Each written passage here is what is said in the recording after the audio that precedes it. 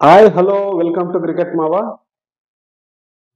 International cricket లో అంత success కాకపోయినా అదే విధంగా అంత కన్సిస్టెన్సీగా టీంలో ఉండకపోయినా ఐపీఎల్ లో మాత్రం తన అద్భుతమైన పర్ఫార్మెన్స్ తో తన యొక్క బ్యాటింగ్ స్కిల్స్ తో అదేవిధంగా తన కెప్టెన్సీ స్కిల్స్ తో రాజస్థాన్ రాయల్స్ కి మొదటి నుంచి ఇప్పటి వరకు ఆడుతున్నటువంటి వ్యక్తి సంజు శాంసన్.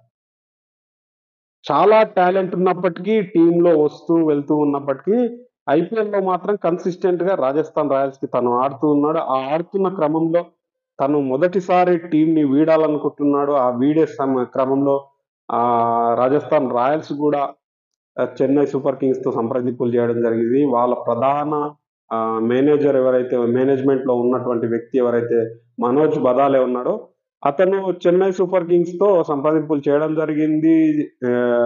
అదేవిధంగా సంజు శాంసన్‌కి బదులుగా రుతురాజ్ గైక్వాడ్‌ని లేదా రవీంద్ర జడేజా లేదా శుభం దుబే ఈ ముగ్గురిట్లో ఎవరినో ఒకరిని బదిలీ చేయాలని చెప్పేసి అడగడం అయితే జరిగింది.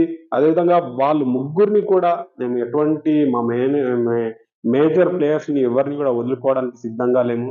మాకు వద్దు అన్నట్టుగా చెన్నై సూపర్ కింగ్స్ అయితే క్లియర్‌గా చెప్పినట్టుగా ఉంది.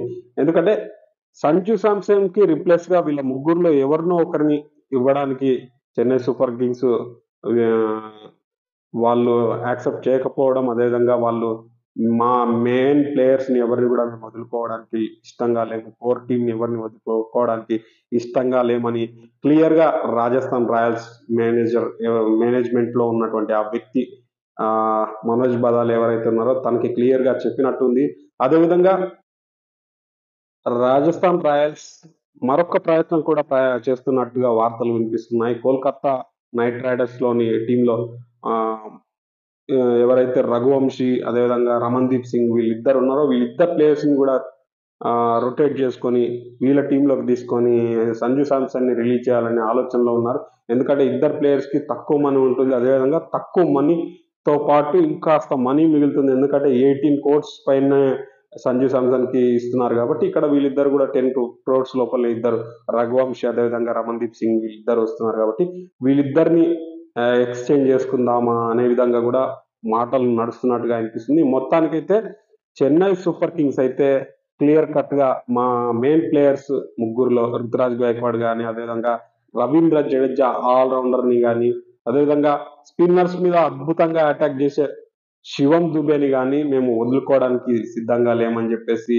ఒక క్లియర్ కట్‌గా ఇండికేషన్ అయితే ఇచ్చినట్టుగా ఉన్నట్టు మనకు వార్తలొచ్చాయి.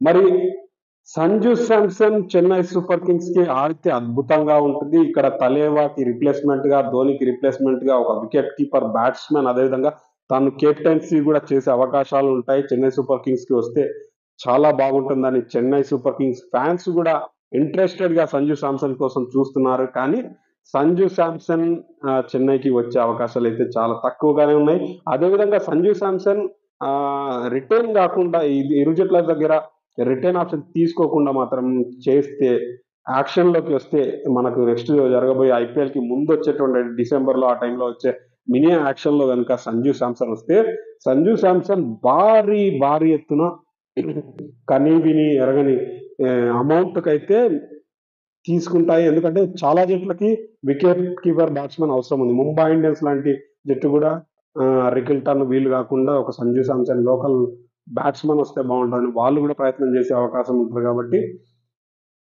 మరి యాక్షన్‌లోకి వెళ్తాడా? లేదంటే చెన్నై సూపర్ కింగ్స్ మళ్ళీ ఏదైనా మనసు మారి తలేవాకి రిప్లేస్‌మెంట్ అని జెప్పేసి, ధోనికి రిప్లేస్‌మెంట్ అని జెప్పేసి సంజు శాంసన్‌ని ఏమైనా తీసుకుంటారా చూడాలి.